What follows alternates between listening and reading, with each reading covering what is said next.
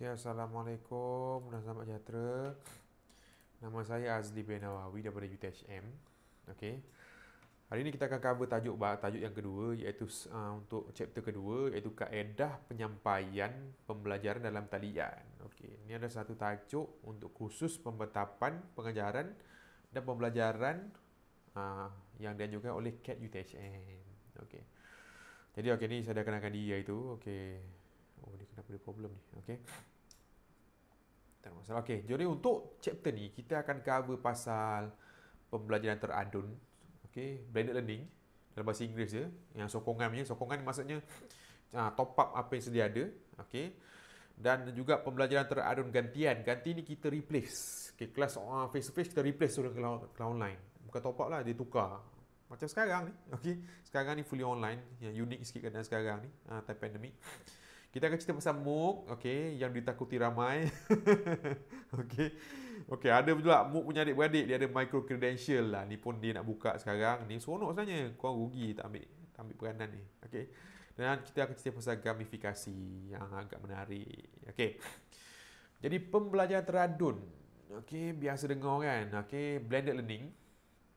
So dia adalah combination antara, kalau sebelum pandemik ni adalah combination antara pengajaran dalam bilik darjah dan juga luar bilik darjah.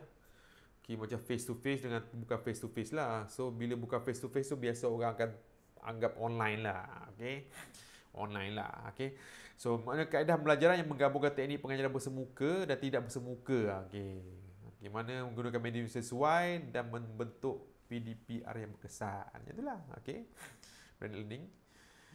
So blended learning ni dia memerlukan interaksi antara dua belah pihak. Okay, kalau seorang bercakap tak seronok, tak menjadi orang kata.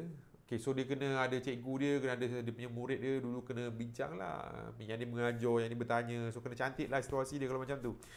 Dan dia kita anggap sebagai pembelajaran alternatif kepada yang face to face, yang traditional punya method. Okay. Dia sebab dia online, kita boleh buat bila masa dan di mana-mana juga. Okay, fleksibel. Tapi bila jadi blended ni, tugasan kena lebih banyak sebab kita nak buat assessment yang lebih menyeluruh lah kepada student tu. Okay. Bukan macam dululah, dulu jumpa, sekarang tak jumpa kenalah lebih sikit. Okey. Macam itulah. Okey. Okey. Jadi pihak kementerian ni ada keluarkan garis panduan pelaksanaan pembelajaran teradun gantian. Yang ni tahun lepas ada keluar. Okey. Yang keluarkan kan ni JPT, Kementerian Pendidikan Malaysia. So detail benda ni detail. Dah boleh download dekat Google. So boleh baca lah. Yang ni orang kata one of the best punya guide setakat ni kita ada lah untuk Malaysia. Okay. Dan saya akan tunjuk apa yang isi penting yang ada kat dalam tu, dalam saya punya kali ni lah. Okay. Senang. Okay. Senang. Okay. So first kali jenis blended learning pertama ataupun pembelajaran teradun pertama iaitu sokongan. Yang ni orang kata support sesi yang sedia ada. Okay. Bila sokongan ni yang lama punya lah. Okey, dia ada dia punya formula. Dulu kita panggil satu item. Maksudnya RPP kena share item. Okey. 7 item ni orang kata dia punya ni bahan pelajaran. Okey, 7 benda. Dibagilah file, bab, unit, modul, video, apa yang pasal pengajaran PDF kena ada 7. 7. Okey. Untuk dapatkan minimum, nampak ni, petunjuk minima ni. Okey. Dapatkan minimum requirement untuk diiktiraf sebagai starter blended learning. So ni dia kena ada 1, 7, 3, 2. Tengok ni. Ni. 1, 7, 3, bawah tu 2. Ni 2. Okay. So 1 dia kena bagi RPP, study plan. Satu semester kena bagi sekali.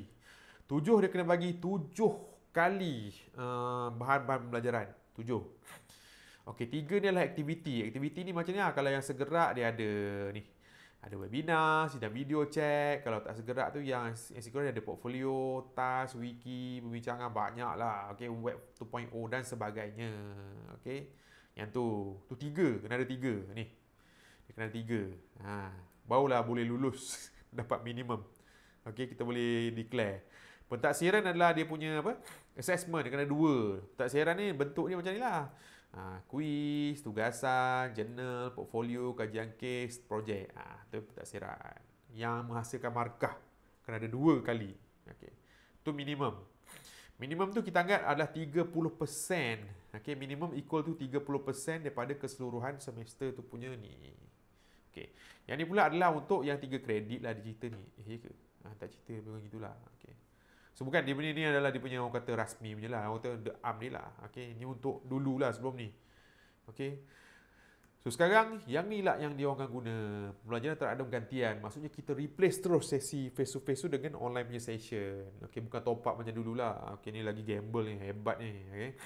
So, okay, dia kata petunjuk minima kawan-kawan. Petunjuk minima ni untuk dapat mod penyeteradun untuk gantian. Okey. Menggantikan. So dia kata kalau minima dia punya jam adalah untuk 3 kredit dia kata 13 daripada 13 jam daripada 42 jam. Okey. So kalau yang 3 kredit kita anggap seminggu 3 jam, dah dapat 14 jadi 42. Tapi kalau dapatkan minimum blended learning kita yang ni kita kena ada 13 jam kita buat sesi online. Ni kita anggap bukan zaman pandemik lah. Okey. 13 jam at least. 13 jam tu bila pecah-pecah macam mana rupa dia. Okey. 13 jam tu kita kena share maklumat 0.5 jam. Okey, kena share RPP, sinopsis, proforma sebagainya tu 0.5 jam. Okey ni. Setengah jam lah. Senang cerita. 0.5 jam.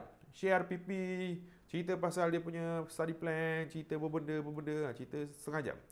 Lepas tu, tu 5%. Okey, kandungan ataupun konten 40%. Yang ni kita cover ni.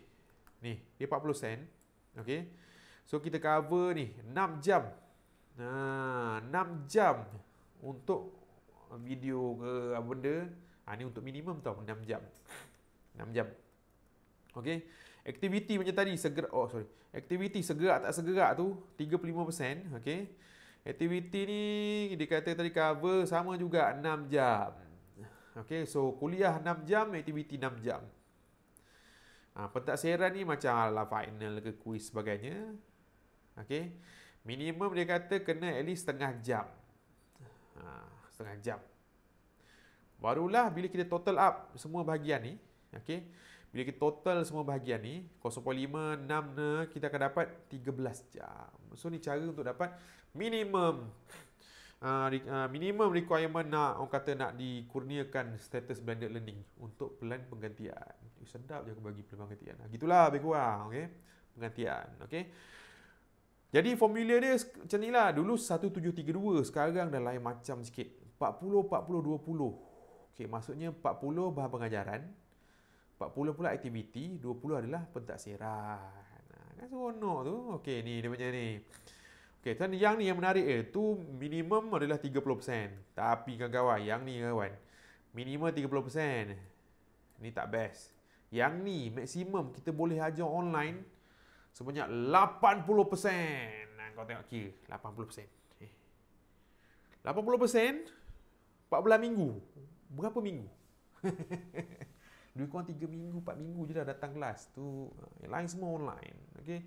Maksudnya lepas kita dah boleh kata fleksibel, tak datang kelas pun kita boleh buat sesi online. Tapi banyaklah dia punya nak kena kira balik lah. Okey. Tu bendanya. Bukannya online goyang apa lengan kangkung, tak ada. So kena follow lah. 40% bahan pelajaran, 40% aktiviti, 40% pentaksiran. Kena kita kira balik lah. Kira balik. Tu kita kena buat lah dia punya simulasi dia. Okay. So, faham sekarang lah. Dia minimum 30%. Okay. Maksimal 80%. Kau jangan pergi 90 kalau time bukan pandemik ni. Memang tak lepas audit. Sebab dia anggap sebagai lah Allah macam fully online punya course lah. Kalau sekarang pandemik fully online sebab memang orang kata kita punya situasi ni special. Okay, special case. Okay. Ni kita anggap kalau universiti dah buka esok-esok lah macam tu. Okay. Boleh faham kan? Okay, so ni 40% tadi. Dia cerita 40% tadi. Apa benda aktiviti yang boleh kita isi dah 40% tu? Ni. Adalah dia kata ni. Rakaman video tu screen. Screencasting. Screencasting ni one of the favorite lah yang saya buat sekarang. Lepas tu boleh buat cerita, pencitraan kalau ada. Kita boleh buat animasi. Ni Powtoon dan sebagainya. Web 0.0 ni macam-macam. Reality maya, virtual reality sebagainya. Kalau rajin. Mixed reality. Ini gempak ni. Baru ni. Syarahan dalam luar kelas. Kandungan interaktif. Okay, macam games ke calculator sebagainya. Video praktikal makmal dan lain-lain. Okay, yang ni adalah konten untuk bahan pembelajaran. Kena 40%. Okey, 40% yang kedua ni. Dia kata aktiviti. So aktiviti yang dia orang cadang lah, guna Kahoot. Oh, Kahoot ni seronok. Padlet, budak bagi feedback, LMS ni dekat kita punya Otter, Google Classroom dan sebagainya. Dan lain-lain yang bersesuaian yang kau rasa selesa. Okey. Rasa selesa guna. Banyak lagi sebenarnya kalau Google, banyak. Kita tengok pun nak listkan pun aduh lama. Okey, banyak. Okey. So last sekali 20% pentaksiran, assessment 20%. So apa yang assessment yang bentuk yang biasa kita buat? Kuis. Soalan cepu mas, kuis, penilaian, okey, ada tugasan, refleksi, ujian dan sebagainya. Tu 20%. Okey. Okey, kalau kau pergi 80% maksimum pun at least bila pecahan dia kena ada 40 40 20. So kena kira lah 80% tu 40% tu berapa jam. 40% daripada 80% tu berapa jam. Macam tu lah. Kena buat sendirilah guna Excel. Guna Excel. Okey. So rasa kita tutup kejap dulu. Ini dah panjang. Jadi nanti kan kita sambung tajuk yang ni pula. Okey, jadi terima kasih kawan-kawan sebab stay sampai habis video. Okey, terima kasih banyak. Assalamualaikum dan salam sejahtera.